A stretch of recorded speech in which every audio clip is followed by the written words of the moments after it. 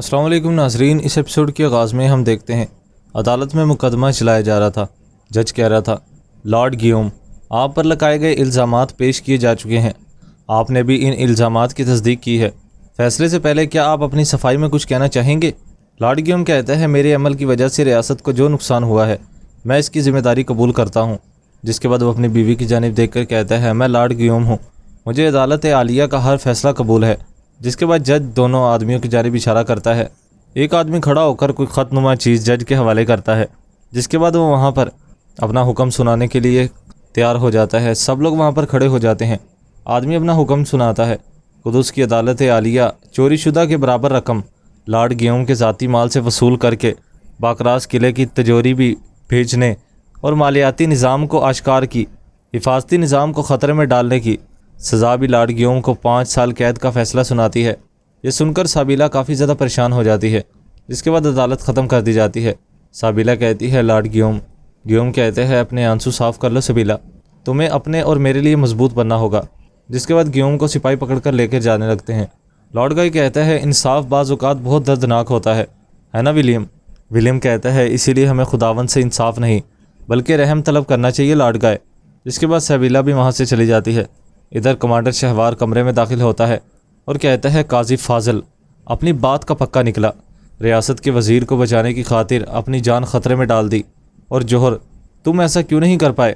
جوہر کہتا ہے، آپ بے فکر رہیں جناب، کسی کو جان لینی پڑتی ہے اور کسی کو جان دینی پڑتی ہے، آپ ٹھیک تو ہے نا؟ آپ پریشان معلوم ہوتے ہیں۔ سردار شاہور کہتے ہیں، موت کے منہ سے بچ کر آیا ہوں جوہر، موت کے منہ سے۔ جس کے بعد وہ وہاں سے چلا جاتا ہے۔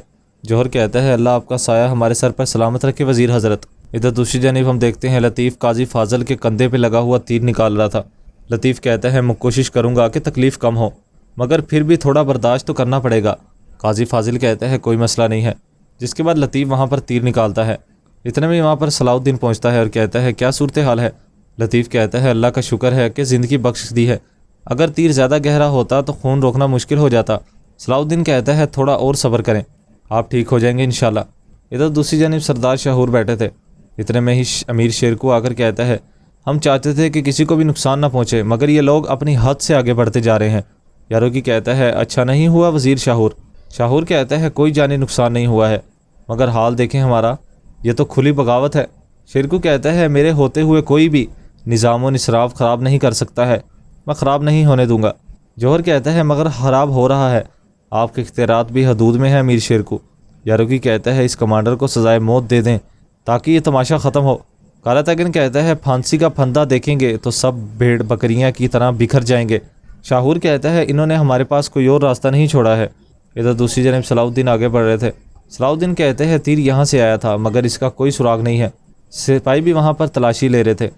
صلاح الدین کہتے ہیں، یہ کھیل تو کوئی پڑتا ہی چلا جا رہا ہے، سپاہیوں کو ساتھ لو اور ہر جگہ پھیل جاؤ اور اپنی آنکھیں کھلی رکھو، میں قاضی فاضل کی خیریت معلوم کرنے جا رہا ہوں۔ جس کے بعد سپاہی وہاں پر تقسیم ہو جاتے ہیں اور پھر بیلن کا منظر دکھایا جاتا ہے، جہاں پر بالین موجود تھا اپنے کمرے میں اور کافی پریشان تھا۔ جس کے بعد وہ دوبارہ سے وہ خط اٹھا کر پڑھنے لگتا ہے جس پر لکھا تھا، میرے بھائی، میں جانتا تھا کہ تم بیلن واپس آؤ گے۔ جس کے بعد وہ وہاں پر بیٹھ جاتا ہے۔ اتنے میں ہی اسے وہاں پر سبیلا کے الفاظ یاد آتے ہیں، جب سبیلا نے کہا تھا، تم یہاں سے جا کر احسان کر رہے ہو۔ سبیلا نے کہا تھا، میں چاہتی ہوں کہ تم اپنے افعال کا انجام دیکھ لو۔